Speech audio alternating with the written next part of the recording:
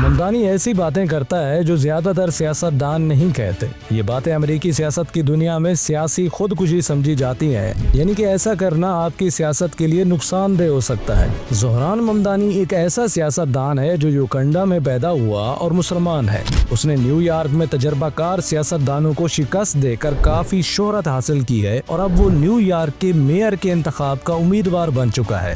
Tonight, we made history. I will be your Democratic nominee for the mayor of New York City.